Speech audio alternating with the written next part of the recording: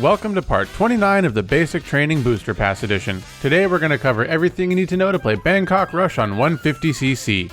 The recommended build for this course is going to be Iggy or Luigi, Teddy, Rollers, and Paper Glider. During the countdown, hold down the item button so that you can use a mushroom as soon as the run begins, and then from here until basically the end of the run, we're in non-stop hell mode. We're going to start with a left drift to build up a super mini turbo around this first turn, and make sure to hold fairly tight because there's this little stair here that can cause you to get flung off to the side a bit. Man, seriously though, what the hell is with this game and stairs though? Anyways, after that we've got a pretty annoying waterway section. What you want to do is drive straight up the first boat and then trick off the oars while holding left a bit so that you can land in a left drift and grab this coin here. After building up a mini turbo, trick off the next two boats before exiting the waterway. It might not look that bad because things actually went well here. In reality, getting that coin in the water while drifting is an exercise in stupidity. And I probably miss this more than I do the Shy Guy fall shortcut. Not only that, but there are situations where you can inexplicably lose multiple tenths of a second at the end of the waterway section for seemingly no reason. Seriously, I tried to figure out what was going on, but it seemed like my ghost would randomly catch up even though I didn't do anything obviously wrong.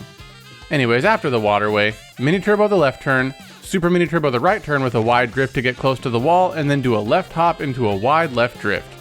After you get the mini turbo, release it and drive straight for just a bit before doing a right hop and tricking off the ramp here. The reason for the right hop is that it fixes our alignment so that when we land we can start a left drift and mini turbo trick off the edge of this overhang. This mini turbo trick is another huge pain point in the run, as if your alignment is messed up at all, you'll go way too far to the right, which loses a ton of time. The problem is that you also don't want to go too far to the left because there's this little curb here that we just drifted over that has the annoying tendency to actually act like a curb from time to time. Meaning that once again, seemingly for no reason, you'll get a bunch of airtime which messes up your alignment for the next set of drifts.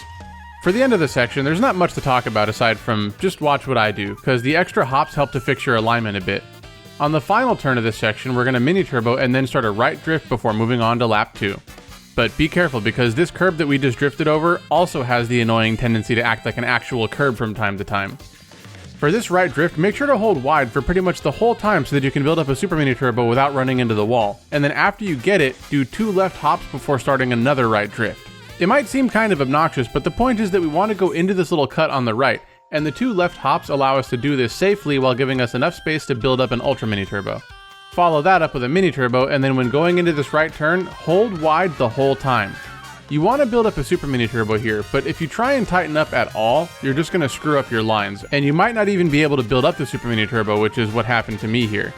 Now for this long right turn, you're going to see me do what the world record does, where I bonk the wall to buy some time to build up an ultra mini turbo before the glider vectoring.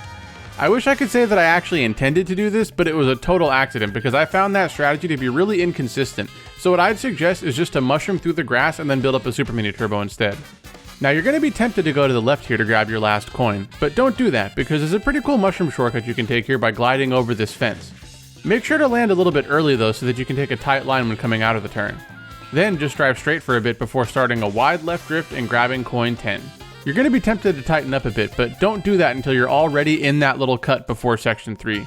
And after that, it's just a series of 3 ultra mini turbos through our second foray into the market, followed by 1 mini turbo before going into the parking garage.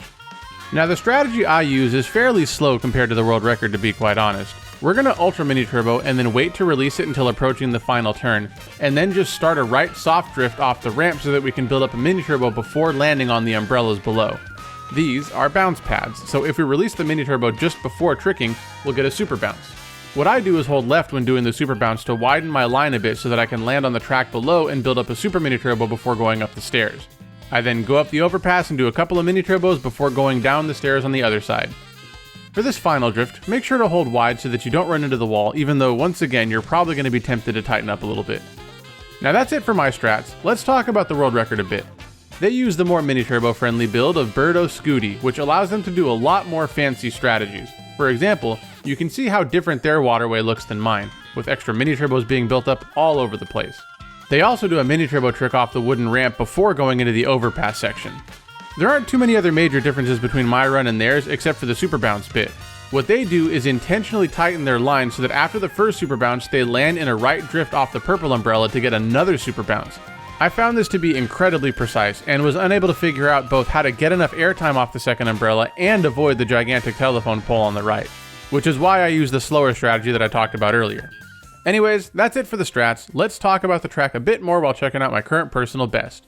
And as always, if you found this video helpful so far, please do me a favor and click the like button and leave a comment to let me know, since this helps the video get spread to more people. And unfortunately, the algorithm has been kind of burying my basic training videos recently.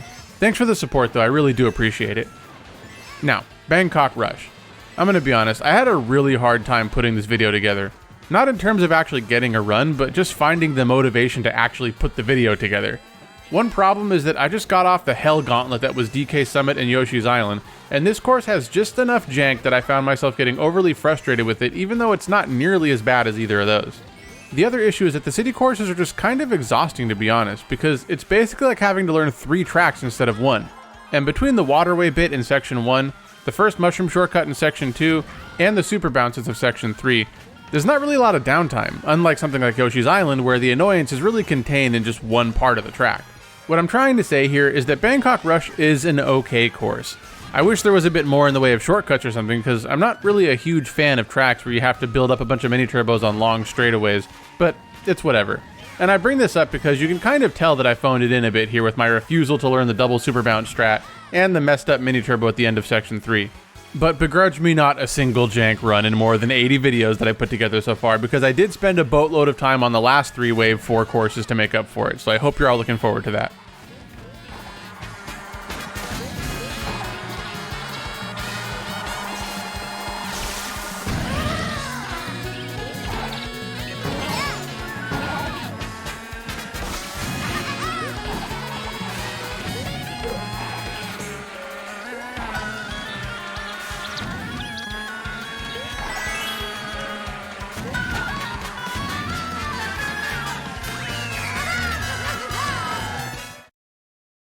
And that's everything you need to know to play Bangkok Rush on 150cc. Once again, if you found the video helpful, please don't forget to do all the algorithm bait, because it really does help out the channel and I really do appreciate it. Thank you all very much for taking the time out of your day to do some basic training, and as always, I will see you in the next video.